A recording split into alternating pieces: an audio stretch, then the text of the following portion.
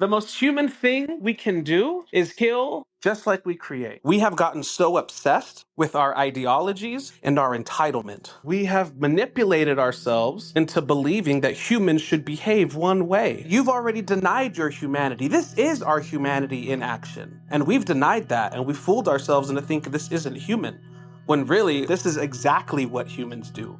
I am every bit as Donald Trump as I am David Morin. And for the people who don't want to see that part of themselves, they remove from it. For 2 years, you have been posting for another country to forgive another country. How many individuals have you forgiven in the last 2 years? Because that's what it's gonna take. I'm not saying we don't do anything. I'm saying the conversation has to shift. How is it possible that as we are talking about death, my fear of death, of everything that I had around death, why am I beginning to start feeling alive for the first time?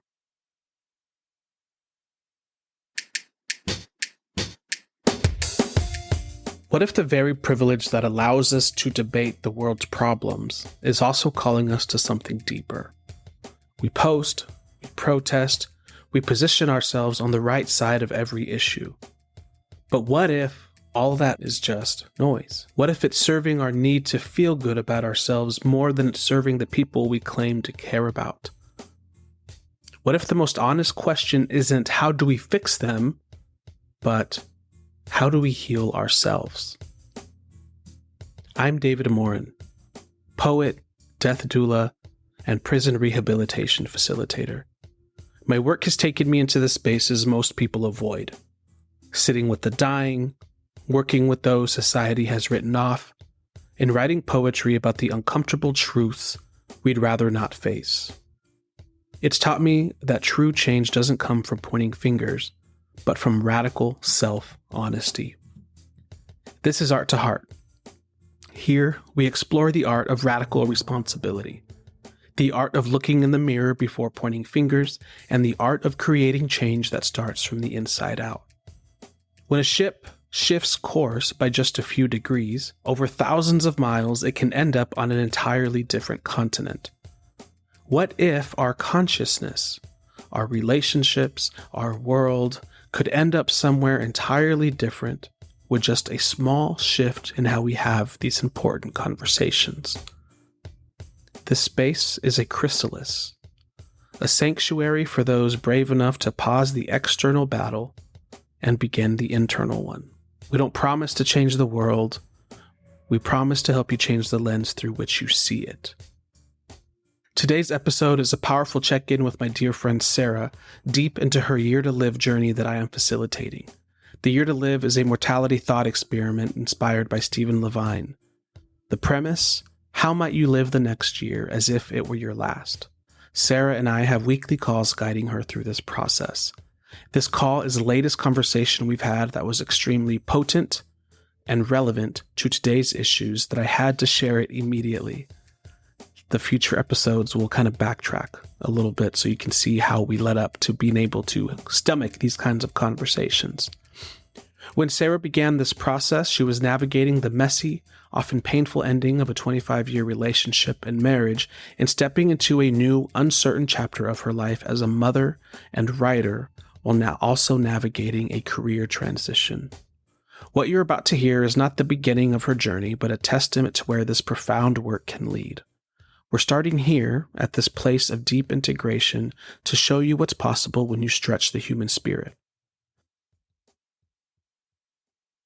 There's pressure today, isn't there? A pressure to have an opinion, to post the right thing, to show everyone you care. But in all that noise, I have to wonder, are we actually changing anything? Or are we just performing? Here's a hard pill to swallow. Think of all of our activism and moral outrage over the last 15 years. Think of how much louder social media has gotten, how divisive society has become, and honestly ask yourself, is any of this working? Have any of our efforts gotten us closer to tangible solutions, or are we now just reaffirming our tribes? Now, let me be explicit. This episode is not about not acting and not caring. It's about taking a second to pause and consider a new direction, one that is compassion-centered, humility-infused, and actually inclusive to everyone, not just those you agree with. I'm not here to say we shouldn't care about the world's issues or that we shouldn't act. I'm saying we should act from a new place. Because the place we're acting from now is serving our tribe and our moral itch more than the people getting hurt. This outrage is not sustainable. Now, I don't have solutions for today's issues. I just see that our playbook isn't working. And if we keep using the same playbook, we'll be faced with more and more conflicts with the same lack of effective action and more outrage that leads to, frankly, nothing. What if the most radical thing we could do wasn't to shout louder, but to listen deeper? To the parts of ourselves we've denied? What if, in that quiet space of radical honesty, we found a different kind of answer? Today's conversation is about that. It's about purifying the source of our engagement, moving from outrage to integrated compassion. Welcome to Art to Heart, a place to find the wisdom in the wound. And we'll get into the conversation next. This was a raw phone call that happened last minute, so it won't be perfect quality, but this is a raw phone call, and we're just talking from the hip. Enjoy. Go. Let me turn off my fan. So there's not a lot of outside noise. The most human thing we can do is kill just like we create. Huh. What you see online, especially with ICE now, I know we're talking about Palestine and Gaza, but once it got closer to home with ICE, I started seeing a lot more posts that said, don't lose your humanity. Don't lose your humanity. Don't lose your humanity. But Okay. what the mass has wrong is that you've already denied your humanity. This is our humanity in action. And we've denied that, and we fooled ourselves into thinking this isn't human. When really, basically all of human nature and history shows us that this is exactly what humans do. And so we have gotten so obsessed with our ideologies and our entitlement. Like you just said, every human deserves a good death. Bull fucking shit. Right I now, like that. I like. you have the privilege of having a good death, of being able to. And if you have the privilege, then it's your duty to honor that and enjoy that, because Wait, that can is I what's pause you for a progressing the second? human species. Yes, go ahead. Define privilege. I think that is the privilege, like your privilege of us traveling. The privilege. I think it's the privilege that our life is not at threat. You know, if you have the safety and security of going home, of getting food, and not worrying about being bombed, you have the privilege, right? And so all of the noise from social media of everyone who says life should be some other way, that's all coming from privilege. And so I think what the most you can do is to embrace it, enjoy it. And not just enjoy, I'm not saying like you enjoy and not care about what's going on, but in that regard, we've become so obsessed with ideologies, right? Politics, liberalism, MAGA, all these are different ideologies. And especially like with woke culture now and cancel culture, we have manipulated ourselves into believing that humans should behave one way. And in doing that, we have left no room to accept what the nature of our humanity is. And the nature of our humanity is that we're fucking animals. We are animals with smarter brains. And everything that we see that we hate ourselves doing is what we do, and it is who we are, right? I am every bit as Donald Trump as I am David Morin. And for the people who don't want to see that part of themselves, they remove them from it. Say, no, I am good, you are bad. You need to stop this from happening, right? Something I've wanted to post but haven't had the courage to do it, specifically with Palestine, is to call out the people who've done nothing but post about it all day, every day. It's like for Right. 2 years, you have been posting for another country to forgive another country. How many individuals have you forgiven? in the last 2 years, because Mm, that's what it's going to take, mm. Oh right? man. Right, I right. had I had a friend during the fires in LA. They posted on their story. Do you know the actor James Woods? Oh no. He's a very conservative actor, Zionist, Okay. and he's very loud about being pro-Israel. Okay. And they had a clip on him on Fox News. His house was burning, and they interviewed him, and he was crying, right? And my friend posted, very liberal. He posted on their story him crying, and they said, "And I hope your next house burns down too," right? Mm, And I responded, and I was like, "Damn, dude." And they're like, mm, "Every monster who wants genocide deserves to burn." And in my head, I was like, "Okay, so what Israel wants for Palestine, you want for this man." mm-hmm. And you don't see anything wrong with that. Mm-hmm. Can't you see that's what they're Right. doing? Exactly. Can't you see that's how justified they also feel? No, I hear that. It's a cycle that repeats itself in It its is. individual level. Like at their own core, they cannot even embody that, integrate it at their own home, their own, their own world. And it's so easy. And yeah, I mean, I 150% hear that and see that. But yet, like you, we are all one. Like yeah, right, Donald Trump. I see myself as Donald Trump. I see myself as part of like all these crazy radical theories. And because I do see myself, I think we also have, yeah, we're savage animals, but we have evolved to become more. I think what defines us from like savage, like from other animal, is that we are able to evolve and become compassionate, right? Yeah, we can rewire our brain. We have the power to rewire our Exactly. brain.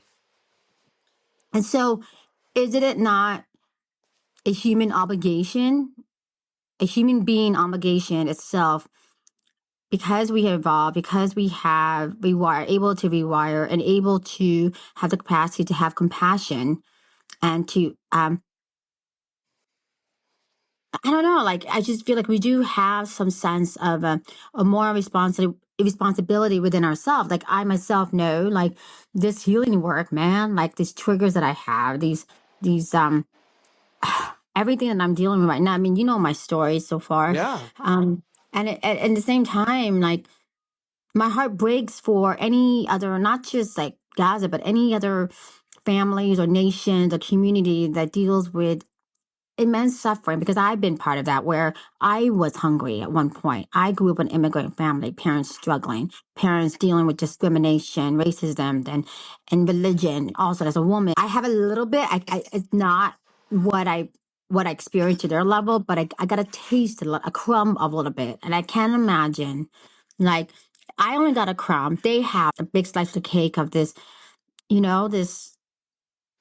I mean, why, just to live, just to eat, just to be safe, that's a privilege. It makes me, it's just injustice. Like, no, it should be, every human has a right, every animal has a right. They feel safe. They can go anywhere and get their food and sleep safely and know that one day their time will come and get eaten by another predator. But like, that's a fact of life. But shouldn't humans have more? Shouldn't like, I don't know. It's just, I hear you. And I don't know. I'm not saying we don't do anything. I'm saying the conversation has to shift, right? Okay. I like, yeah. If this is what humans do, I'm not saying I'm enabling that. But let's stop calling it a lot of character deficiencies. Let's stop saying these are lack of judgments, and let's stop saying that these are Mm-hmm. evil people we're separate from. It's like, hey, Right. this is what we do. Genocide is our Mm-hmm. birthright as much as writing a fucking poem, Hmm.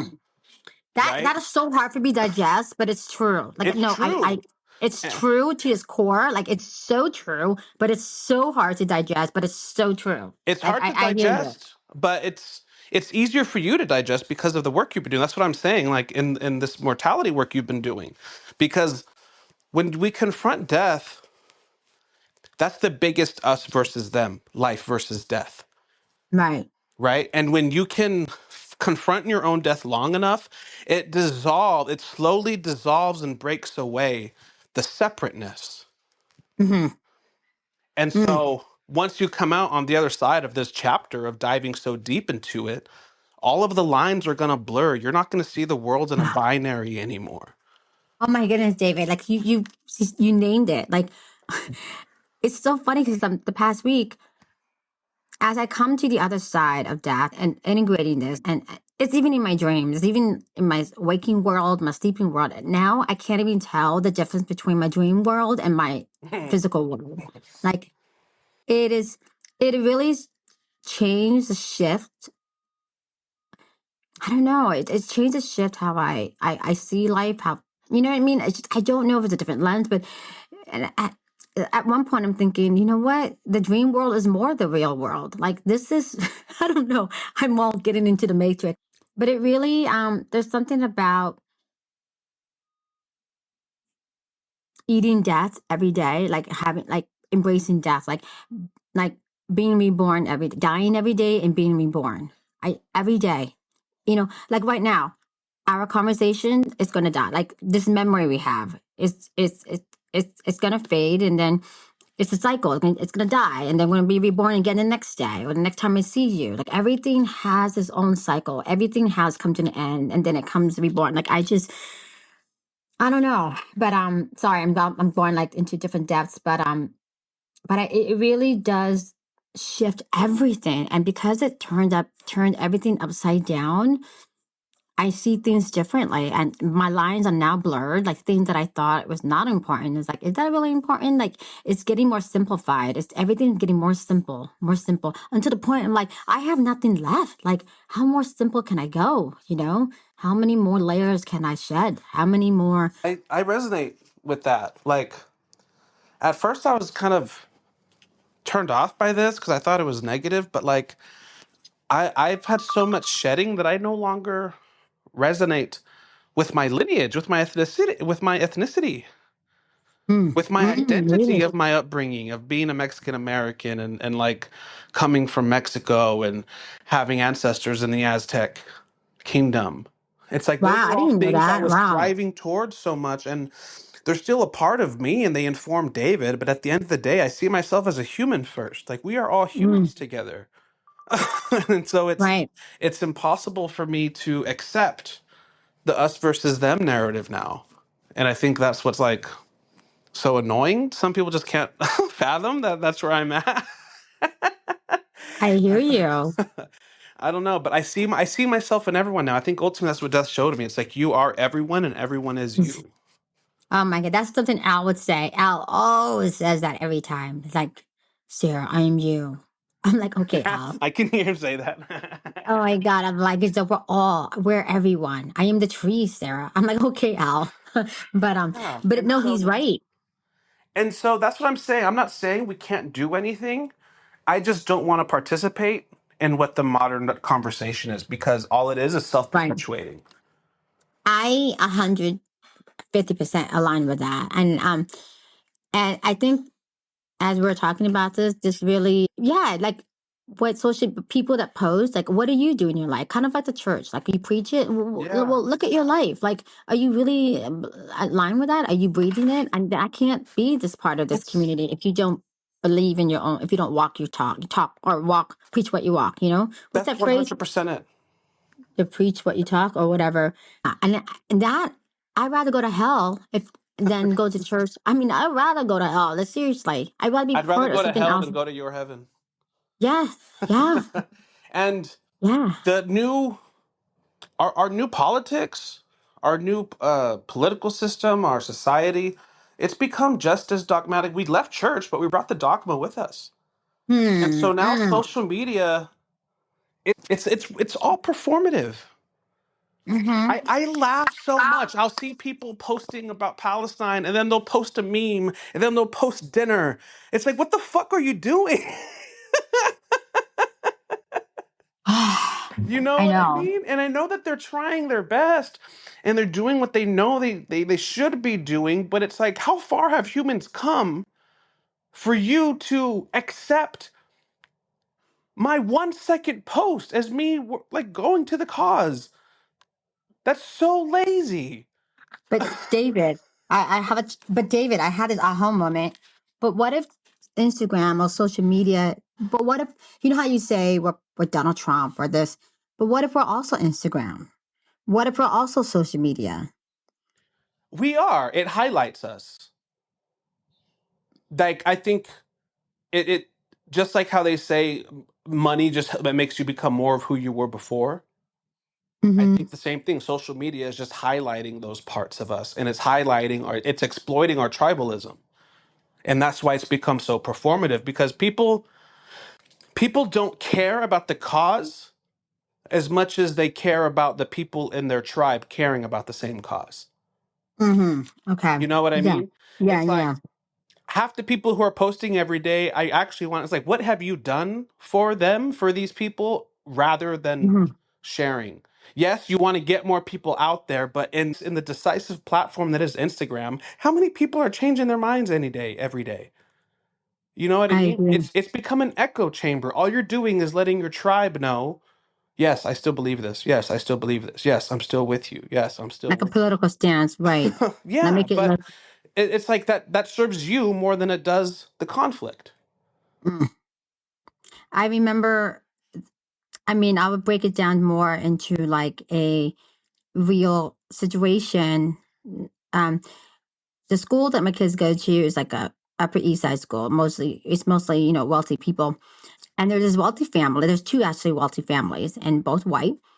And one of them like host a Christmas Christmas organized nonprofit. It's like service for like children who are lower economics, like live in like government housing. So they do like party, give them like all the presents that they need, give them a just good dinner. And I was there. I was at an after hour, like it was like a happy hour at her house.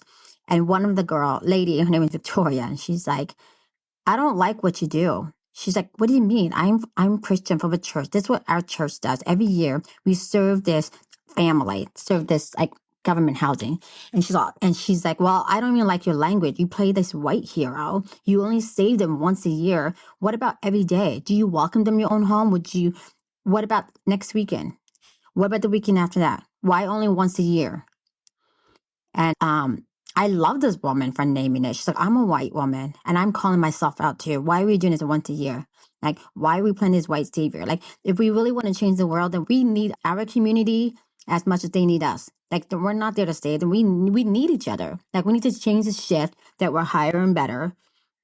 And I grew up in that world where, yeah, like when I used to serve or volunteer, I always felt like, oh, like I'm coming from this higher power. Like I can help and save you by giving my time, even though at that time I didn't think it that way. But really, when I stripped down all my ego, I was the one being saved.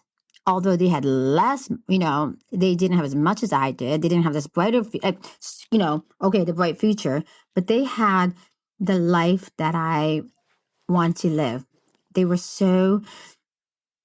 they were just free being themselves, free in the community, free being barefoot, free of having simplicity. And like social media, I see myself in that person that's posting, and it's a reminder like what I could become, and I just don't want to.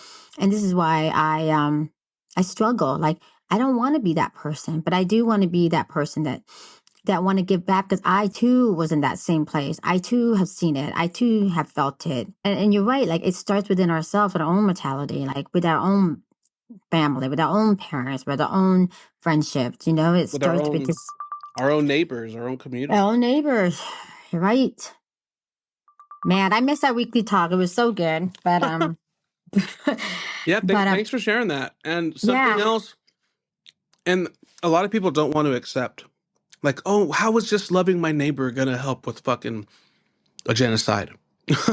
You know what I mean? Or Right. with ICE.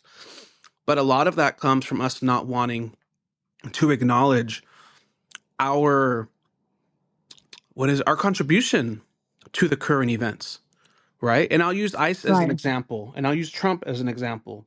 Mm-hmm. But everyone obviously like is quick to scapegoat Trump and white people, right? Mm-hmm. But I don't see anyone on the left side acknowledge that we have openly made it acceptable, reinforced, and expected to publicly show your disdain for white people. Hmm.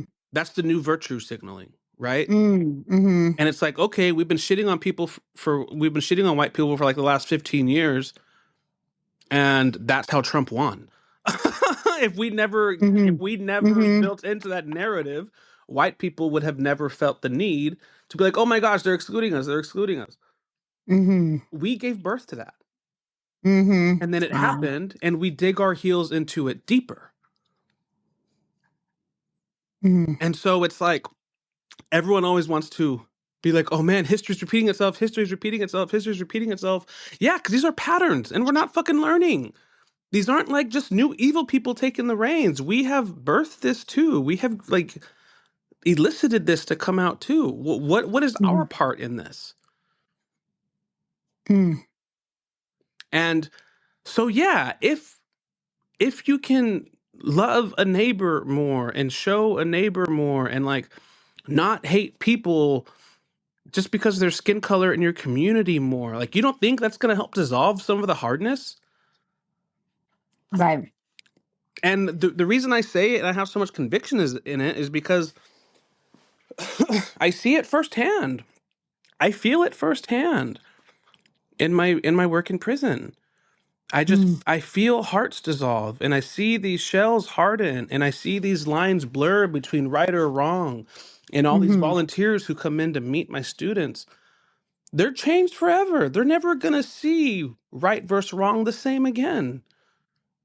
And you have to be willing to look at what you hate in order to overcome it. But right now, people just want to hate things deeper rather than see themselves in it. And I think that's also tied with the mortality of death, like death.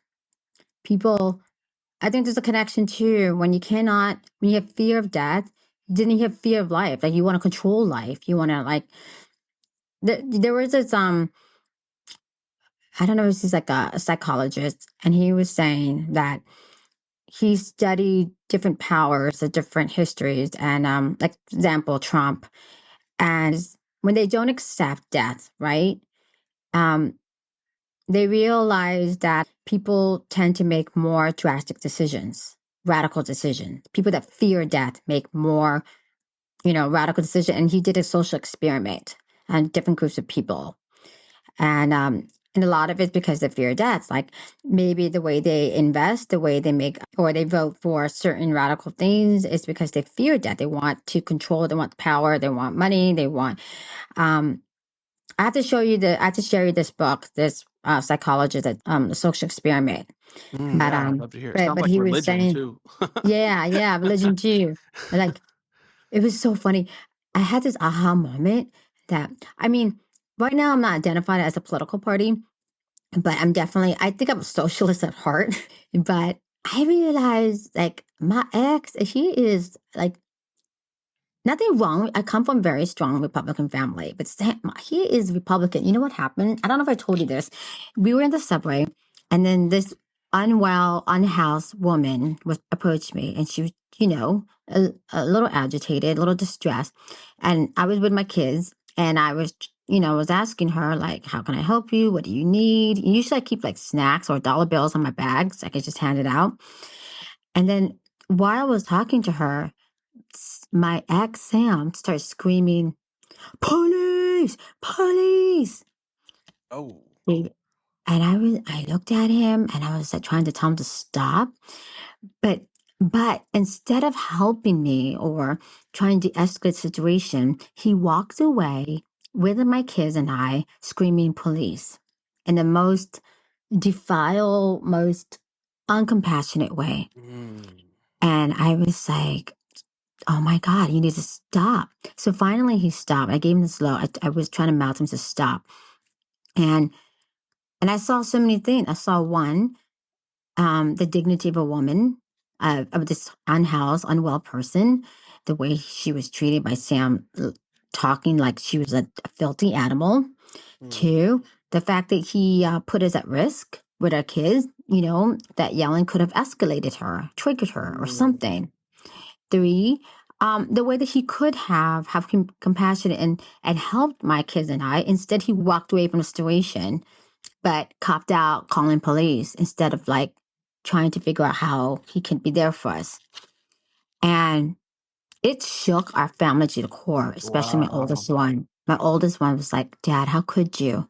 If you knew mom was in this situation, if you honestly felt she wasn't safe, if you honestly felt somebody needed help, why didn't you help first? Why didn't you step in and help first before screaming police? There was no police, Dad. We were in the subway.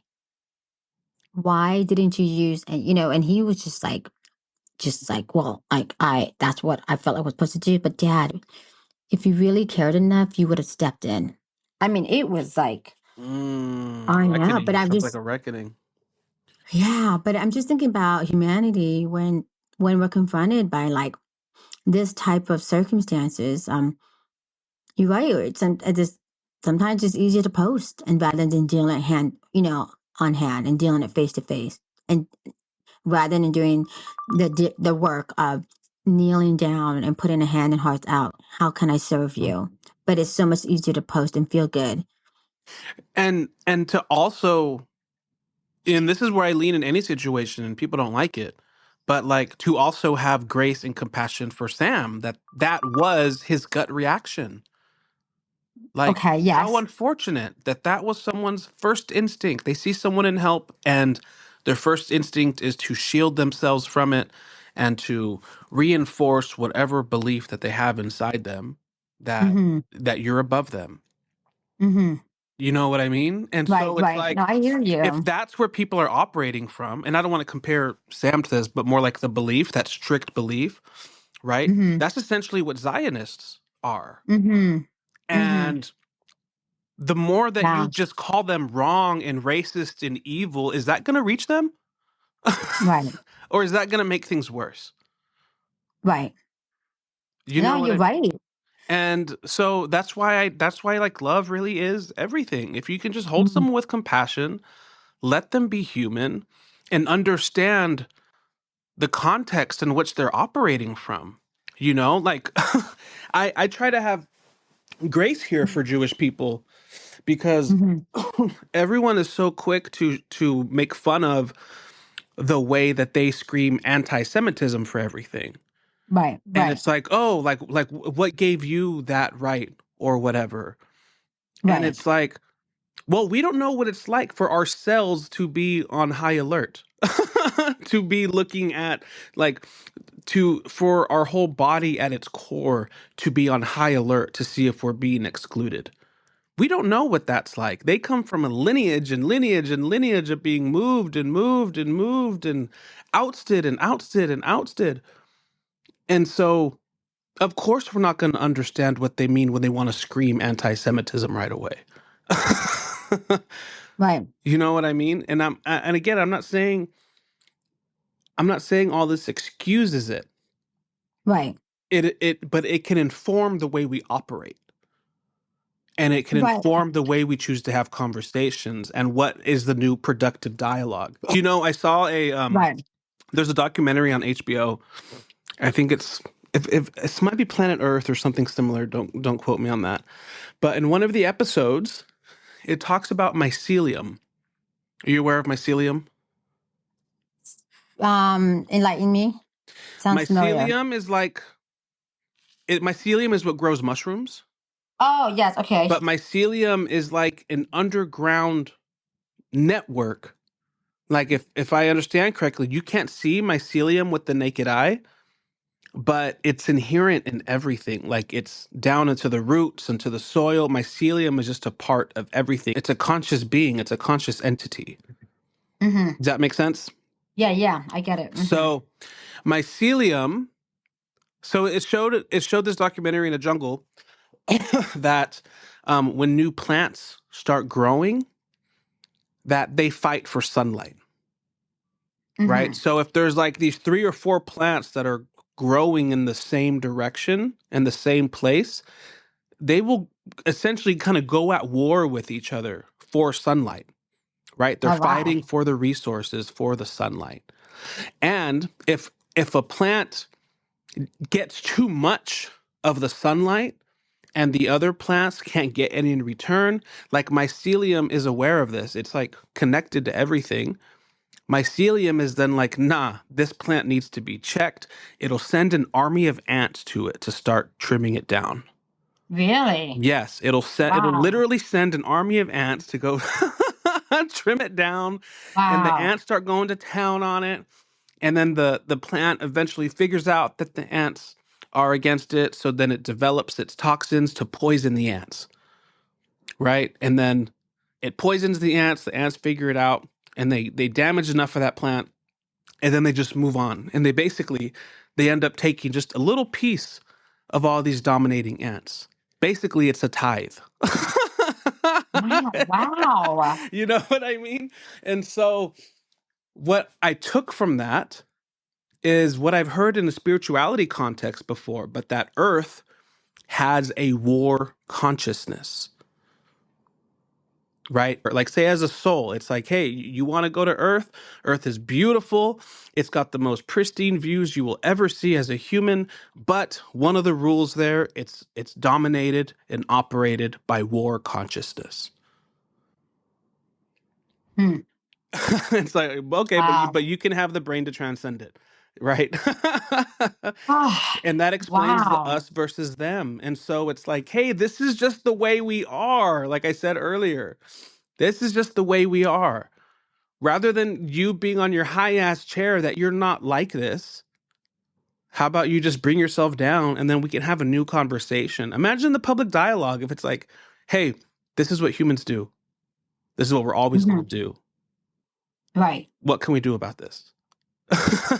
Rather than send everyone to prison, rather than cancel everyone, rather than alienate everyone, rather than like hold true to these systems and identities and all of that. You know what I mean? Right. And so, and it ultimately comes to the mirror of yourself. Like, once you can accept all those ugly parts of yourself, you no longer have a need to point them out. Because the only reason you need to point them out is because you deny them in yourself. And so Right. I don't have an answer of what we should do instead. I guess it is love, just to have grace and forgive each other and love each other. But I know that I don't want to participate on what today's approach is, and like I'm seeing more and more people now posting like, oh man, if you've never posted once about Palestine and Gaza, I don't want to associate with you. I don't want to work with you. And Hmm. it's like, okay, what does that do for Palestine? Is that Right. serving Palestine or is that serving you? Right. Right.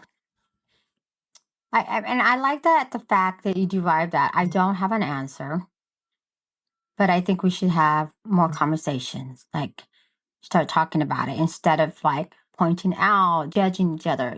Like, I think a lot of these fears, a lot of these actions that's happened because maybe perhaps they're not being heard.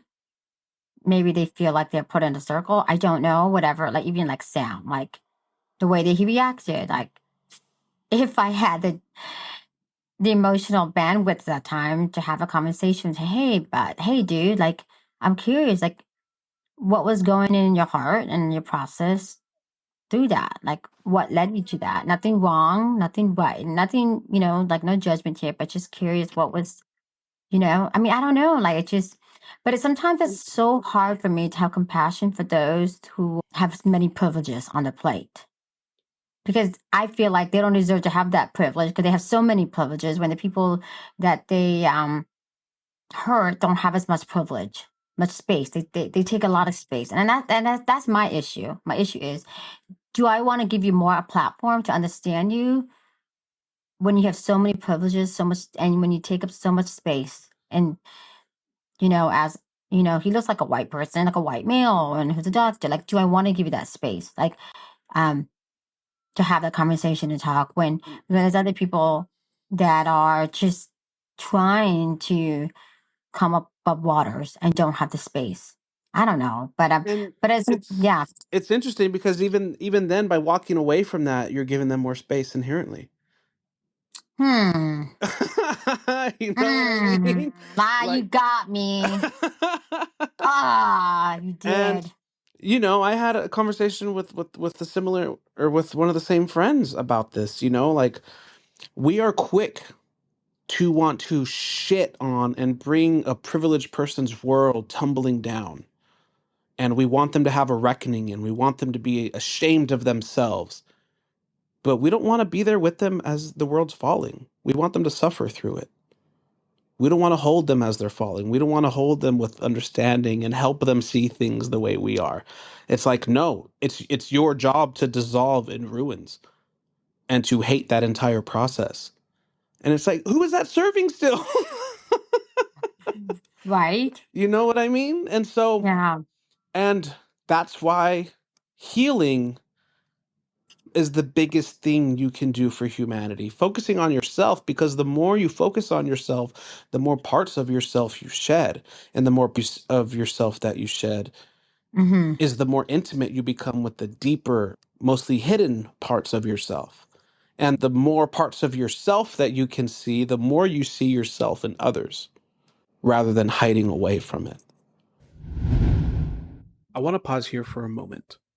If what we just shared felt challenging or uncomfortable, I want you to know that's exactly where the deepest work happens.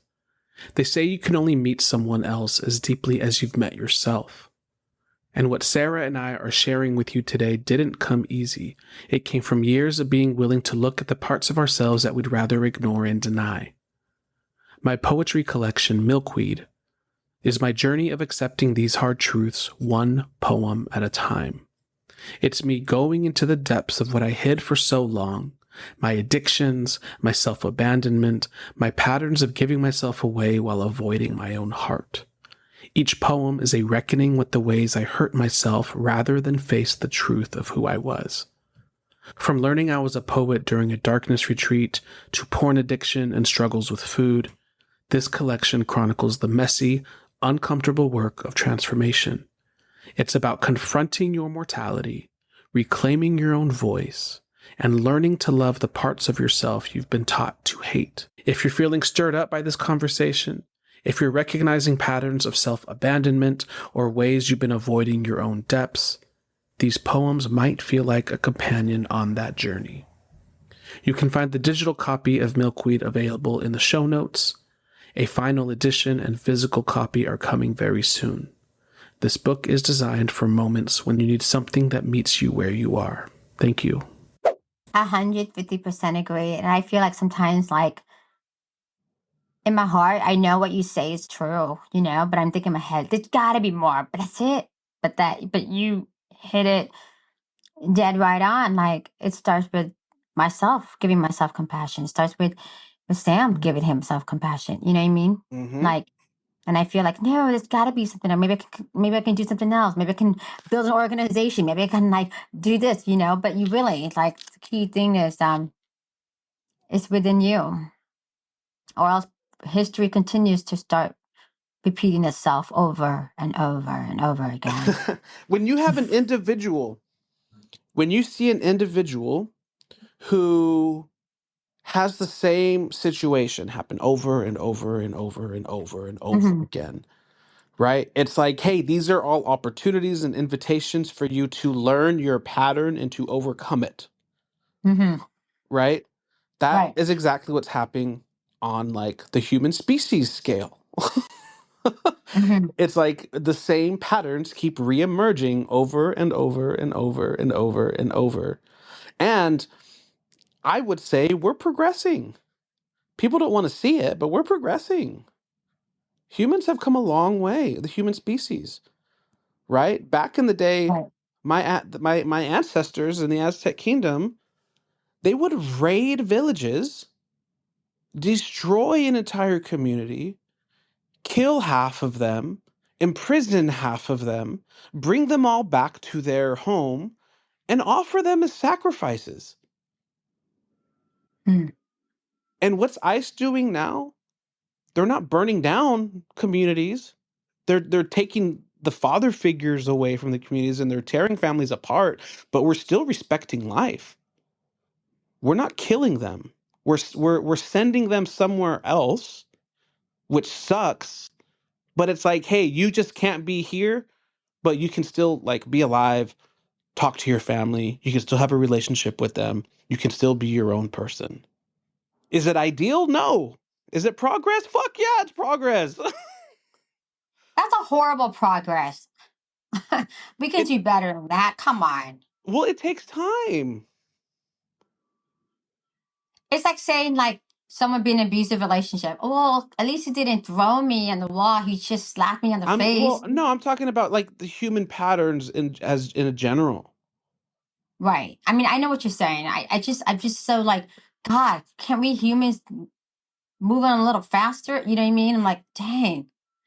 But Um, again, that's ideology getting in the way of nature.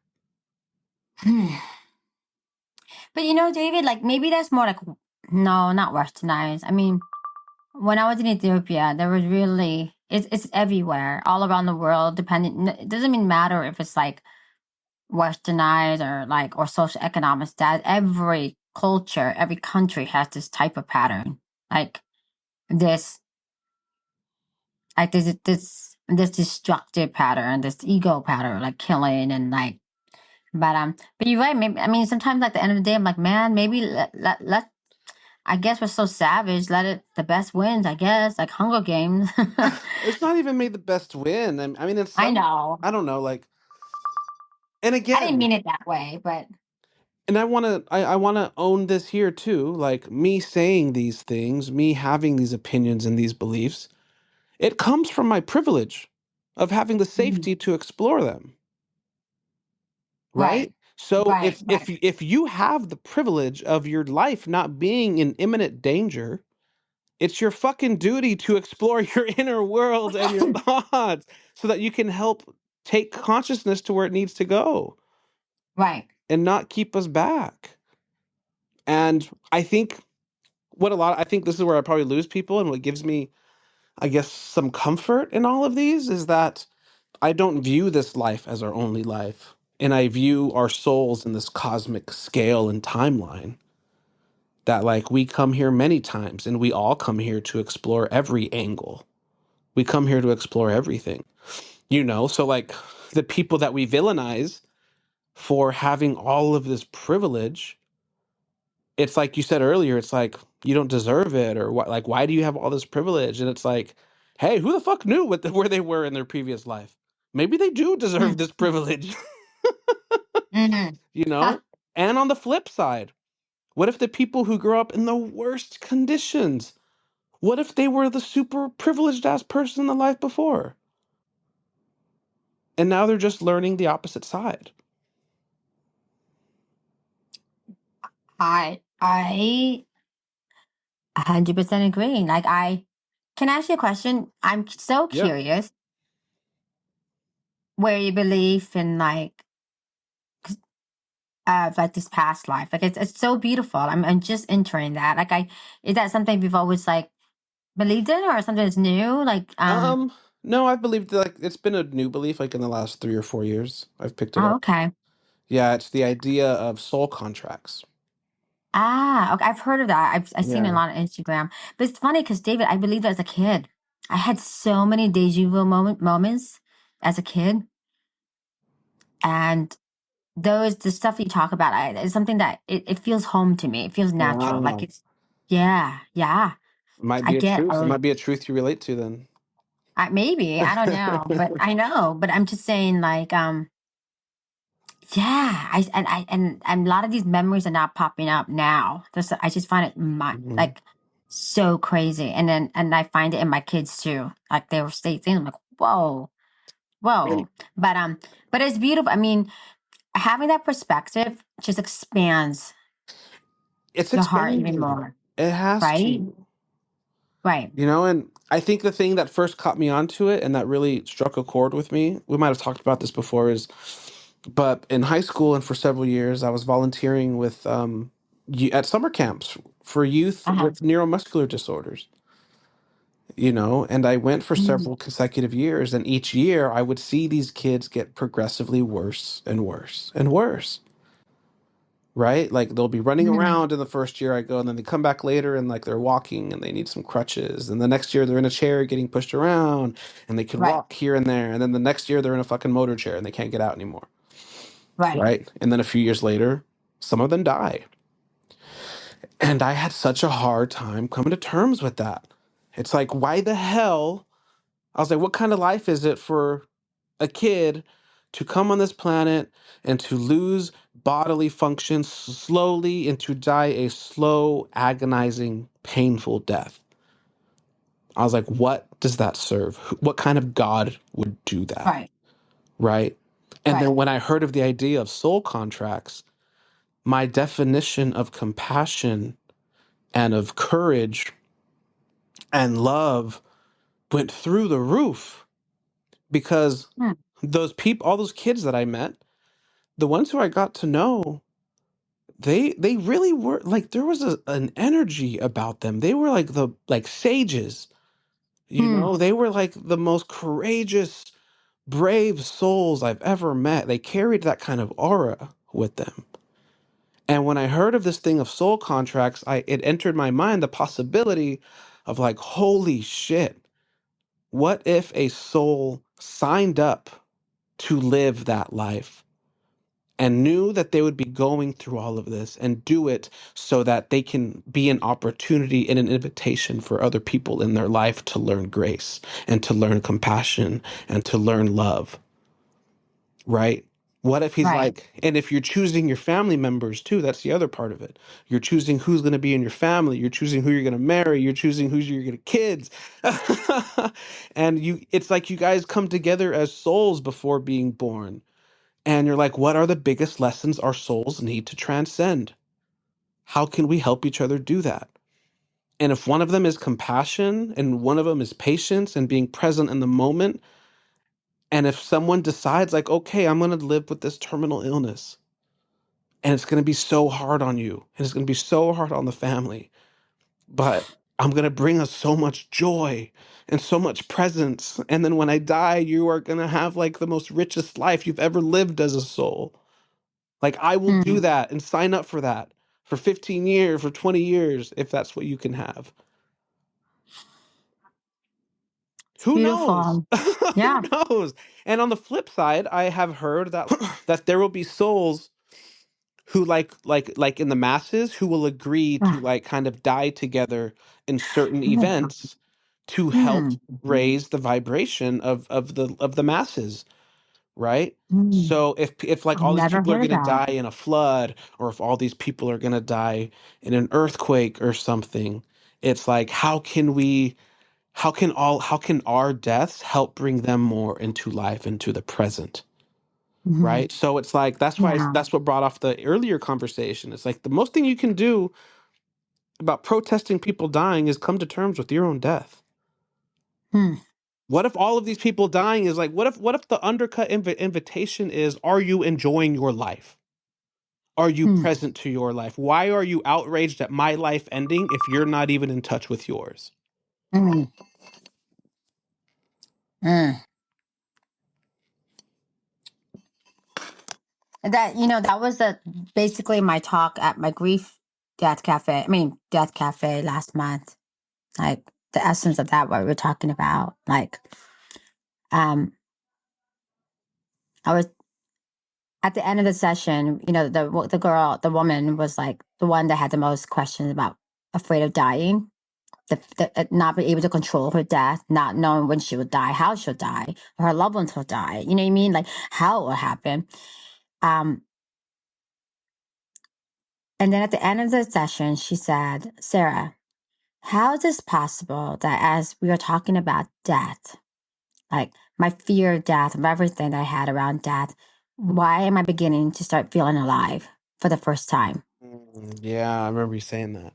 Yeah, I remember, and it really I really integrated that. Like we fear death because we forget that we're dying, and once we can do that, once we integrate death in our life, then we can really, really begin to live, really learn to really love with an open heart and to expand. I know it sounds like so cliche and spiritual, but really, I mean, and I guess that's my challenge is to learn how to expand and to have grace with Sam, even when he's not at his best self. But this is the opportunity for me to, practice loving and open heart and compassion. If I feel for the genocides around the world or the pain and the suffering, I really need to also be compassionate in my own inner turmoil in my life, But but somehow I dissociated that. Like, oh no, this is different. No, they're all the same. At the end of the day, soul's a soul. It's the same. Mm. Soul is a soul, and like for someone to be so lost in hate, it's like that deserves compassion because that is, I don't know. I want to believe that that soul did not come here to experience that. And again, Mm-hmm. maybe he did, but when you look at things on the soul realm and you look at Earth, right? Like Earth has this war consciousness that we talked about, and it's Mm-hmm. the rules of life here are polarity. Mm-hmm. Up, down, left, right, night, day, good, evil, sun, Mm-hmm. moon. Mm-hmm. War, peace. And that's why like Mm-hmm. all of the sages of of every generation have said like this is all an illusion. This is Mm. all an illusion. This is all an illusion. Like just Oh man, be that's so. Ah, but you know what? When you say polarity, it touched me in a way because I've been dealing with that. Like sun, moon, like good, bad, like the opposite, black, Mhm. white, whatever. But I was thinking about the polarities of like what I've been going through in my life, and I was walking down my neighborhood, and I was thinking about my friend Sarah, who's a birth doula, and she wants to collaborate with me as a death doula, like do something together to bring birth and death together. And I said, let me think about it. Let me think about it. I just want to feel your vibe. I don't know. Let me. But as I was thinking about it, David, if a two feathers flew down on the Mhm. street, and it was a black feather and a white feather. I was like, oh fucking God.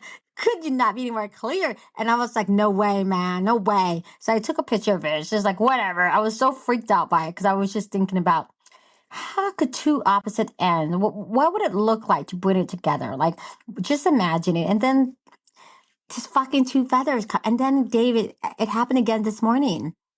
As I was walking back from the gym, I was just thinking about how, integrating both polarity. This is we need both sides. We need that to come to circle. I was thinking like, why is it so important? Why do you need that? And then another feather came, and this time was half black, half white. I'm just like, what the fuck? Like, what is the universe trying to tell me? But so I took a picture of it. So now I'm taking pictures of any black and white feathers that I see. But Well, I want to finish that thought though. You said why do we need the other? yeah. And you touched on that with death. Mm-hmm. Well, the closer you come to terms with death, the more death informs life. Mm. And so we Yes. need the other. Yes. I think like I think we come from heaven. We come from unconditional love. We come here to experience polarity, to experience the Mm-hmm. opposite, so that we can find ourselves within it. Mm.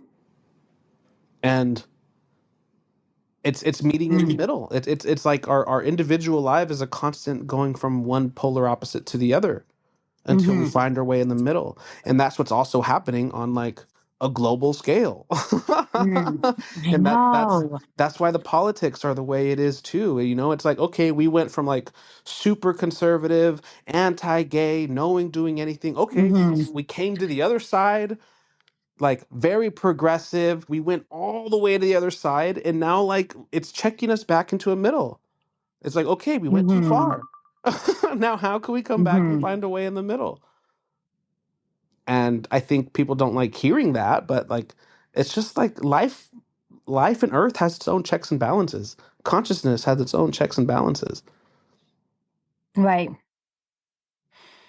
Ah, this is like now going into another deep thought. I heard this quote somewhere. It said something about like, I don't know where I heard it, but I'm probably gonna kill the quote. But something that we talked about is like they were saying that as humans, like we have so much regrets, right? At the end of life, we have like this fear, like, did I tell someone I love? Did I do this? Did I like do enough? But more so, did I like connect with a loved one, spend time with loved ones, right? Or take risks. But this person said death also shines. How did you say death shines a light? I wrote it somewhere. Hold on. Okay. Often the fear isn't of death itself, but of dying with regrets. The fear of having missed something essential, not fully loved or lived half asleep. Death shines a light on how we've been living. And I like the last line, like death shines on a light how we've been living. Like the way that we view death is the way that we view life. The way if you Yes. live in death and fear, we're gonna live in life in fear. If you live in death and like bitterness, angerness, then we're gonna live in life. Like and you what the polarity, like these two have to come in terms. Like if we can embrace and open ourselves to death and find love in it, then we can also open and expand and love in our heart. I guess the bottom line is the polarity. Like, dang Yeah. it, we need the other, and you And I know. want to bring home the previous point you were saying right now, because I don't know, I think I've said this a couple times in the Year to Live group, and Yes. maybe I haven't explained it enough, but like that's why I believe with so much that like confronting your mortality is like the most important work you can do for the human species and for human consciousness. And because of that quote that you said, I believe that too, and I've tried saying that in different ways, but like Yeah. we're not afraid of death. Like we think we're afraid of death, but we're not. What we're afraid of is how death makes us feel and everything of those unresolved parts of our lives. And so that's why I Hmm. said in the beginning of the phone call, like, I think we have ourselves confused and we have things twisted when we are Hmm. advocating for other, like, when we are advocating in outrage because other people are dying. It's like, yes, I hear you, but where's that outrage coming from? Are you like actually mad that these people are dying, or are you mad that death is a part of life? Mm. Which one is it? Mm. And where is this coming from? Because I think like 80, you have like 95% ignorance fueling this outrage. And we can't go anywhere unless unless we look under the surface. You are so right. I think like I was talking to a friend and I was like, we're all gonna die. Like, why are we still it's like we accept people being born. Like, yeah, this person can have birth. Like it's a fact of life. Like, why can't we accept death as a fact of life? And then we're so consumed with our energy and time and whatever about dying and death. But and I was thinking, why can't we put that same energy in living our life? Like Mm, right now, the midlife, the in between, like we're all gonna be born, we're all born, and we're all gonna die. That's a fact. That's a human. That's two things we have in common hmm as humans. The in between. Why can't we put the same energy, the same focus? And this is where I am in life right now. Like the in between. Like this matters more than dying. Than my death will come. Like the in between. Like n- having three girls is just highlights motivates me to be better human being, like to leave this planet in a better place, to leave a legacy for them to carry it on to the next legacy, whatever it is. Nothing, I don't want them to be great in a way like, oh, the career be successful. I just want them to know, like, that you're loved. That's it. That's it. I don't care if they're going to be like, I always tell my kid, if you're going to be homeless, then be a kind homeless person. Try not to take up too much space. Don't be extreme. Just try to be good too. If you're homeless, homeless people are gracious at giving back. They will give what they have too. I've seen it and witnessed it too. Like I just like it's the in between right now. I'm just so like it's scary to live in the in between. I don't know. I'll be vulnerable. I'm scared with the in between, David. I'm scared. I'm leaving this marriage of 20 years. My kids will be impacted by this decision. I am starting, I don't know, a career. I don't even know how this is gonna like make income. Like I could go back to nursing and make more money, but I know that's not my calling. But I know it's a safe thing. I'm just so stuck. Like, how do I trust myself? Like, um, how do I like integrate every day with just being enough each day? You know? But and still find joy and pleasure as a human being. Hmm. And that is every woman's guilt. I don't know if your girlfriend ever like expressed like joy and pleasure as a mother. It's so hard to embrace, so hard to accept without shame, without guilt. But and this is a message I want to come across. Like pleasure is sacred. Like pleasure is part of the of loving yourself. It's part of loving humanity. If we find sacredness in that and find, whatever as a woman especially, I think a lot of it's blocked. We're taught like my God, like mine is blocked, and I finally was able to release some of it. I'm like, fuck, like I didn't know they're connected with spirituality. I had no idea. I'm 44 years old and I'm just realizing this now. Realizing what exactly? That like pleasure is sacred, that pleasure is holy, that pleasure is God like gift to connect with him. Like I didn't realize like just like being like as a sexual person, I think also um being sexual, I think the world would be a better place too. Seriously, like you think of all these repressed people, it's because they're not connected also part of the sexual part. This is also has is part of um living. Living is also embracing the sexual part. It's also embracing how beautiful it is and how God divine it is. I think we put Yeah. that in a box somewhere. Like, oh, that's just what. No, like it's time to let it rise and say, this is beautiful. This is good. Yeah, I used to date someone. She was a very sexual person. Like you could just tell she had a craving for it. She felt free in it, but like she shamed that part of herself so much. And like she put limits to how far we would go with each other because of that Hmm. shame, even though she craved it so much, and like she shamed that part of herself that craved it.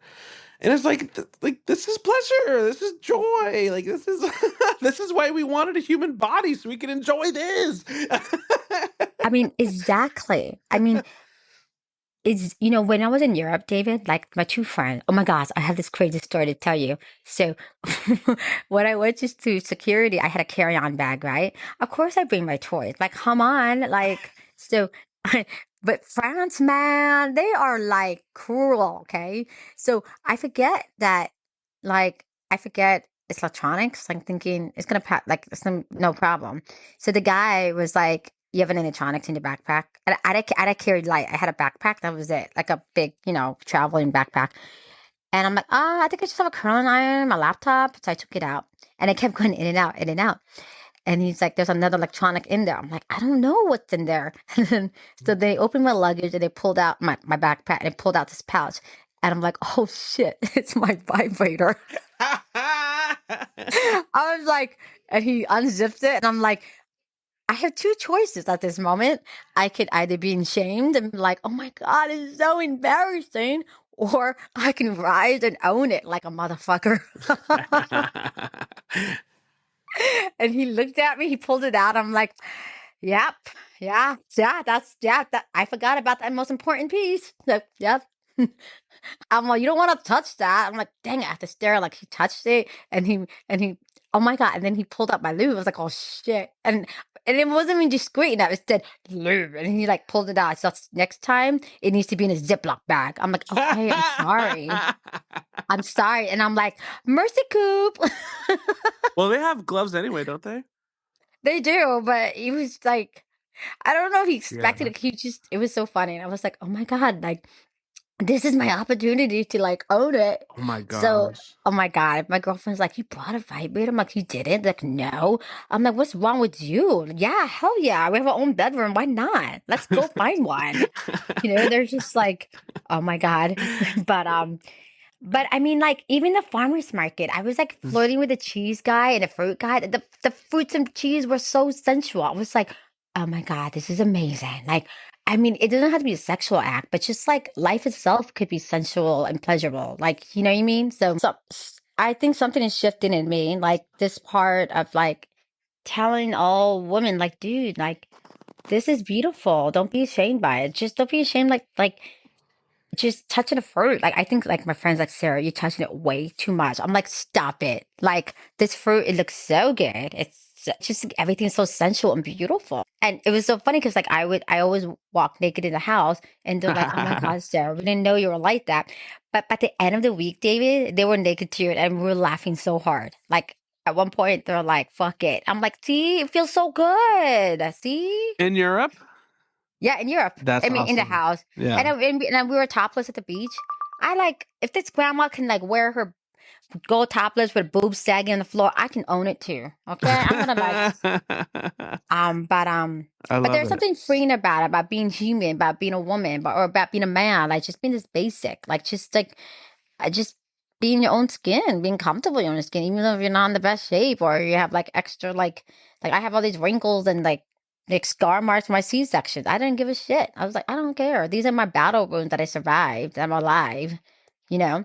I do have to go, but I'm just so glad like we just like gotta catch up and like talk about deep stuff, deep shit that's so it's been in my dreams, David. Isn't it Mm, crazy?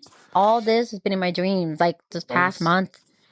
I believe it. It sounds like you were primed for it. And I guess like just the parting thought to have is we may never find a like underlying piece that makes everything okay. But what we did in this conversation is we held both ends, both sides of anything in the same hand. And when you can find a way to do that, peace somehow introduces itself into the room. Mm, yes, I love that. That's so beautiful. I think sometimes I'm so in vain, like finding peace, such a vein of Yeah. like, then it loses purpose itself. I think for me is right now, right here, where I'm at, is coming at peace with no answer, coming at peace as it is. I Yeah. mean, And that's integration. And so it's like don't confuse our integration for being complicit. mm-hmm, You don't mm-hmm, confuse my silence for ignorance. Sometimes there's just silence and integration. yeah. I think, oh, that's so great. I've been having this integration in my dream. Like, I hear these, I don't know if it's ancestral, like my ancestral mothers or grandmothers, but they've been calling me, David. I don't know what. Sometimes I'm like, what the fuck? Why are you calling me? Like, I don't know what to do. Like, I'm here, like in my dream, I'm talking to them. First I said, no, I don't want to talk to you. I'm scared. Please, I'm scared. They were scaring me. And so finally, I got my courage. They came a couple times in my dream. I said, okay, what are your intentions? I don't know, like what to do. And this sounds so crazy. I don't know. Sometimes my brain is like, what the fuck is going on, Sarah? It said to come meet them, not verbatim, but like the energy, the spirit was saying, come meet us in plant medicine. I was like, what? Like, why can't you meet me in the dream? Why do I need to go to plant medicine? I've never ever Mm, done plant medicine my whole life. I I don't know haven't. what. Have you? No, I have not. I haven't either. But anyways, I just thought I'm just letting it simmer. But I'm just thinking more about the conversations with these women. Like they're in my ancestral lineage. I don't know. Like I finally said, okay, I'm listening. But it's been a month. But that was it. That's the last thing I heard from Wow. them. The energy, like just. But There's like a lower world meditations you can do too. That's how I met my ancestors without plant medicine. lower world meditation. Lower world. Yes, Okay. it's a shamanic journey. There's lower world, middle world, and upper world. And lower world is Okay. kind of like where all your ancestors can be found, from what I understand. Okay. All right. I'll look into that.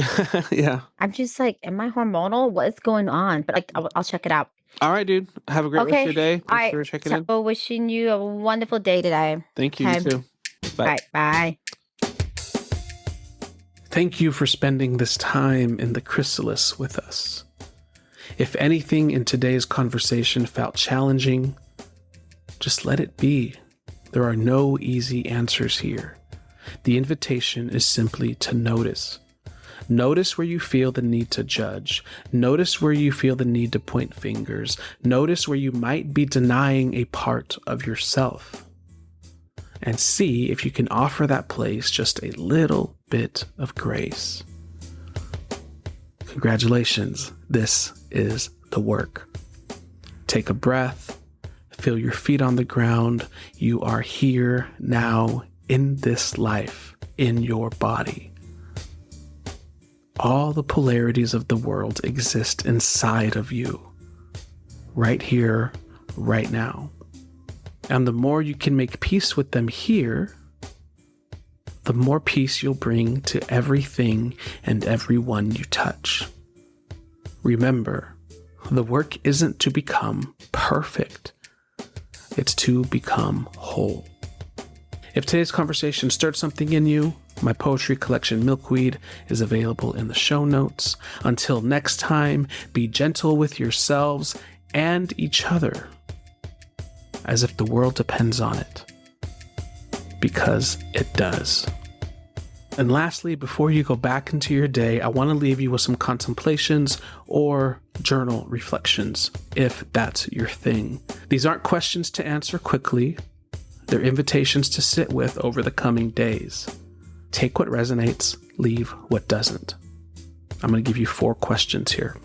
What parts of yourself do you see in people you oppose politically? How has proximity or distance to death influenced your political engagement? How much of your activism do you feel is influenced by your tribe? Do you feel like there are more effective ways of encouraging compassion in our community, digitally or in person? These are also in the show notes. Let these simmer. There's no rush to have answers. Sometimes, most times, I'd probably say 99% of the time, the questions themselves are the work. The questions are the answers. Until next time, be gentle with yourselves and each other.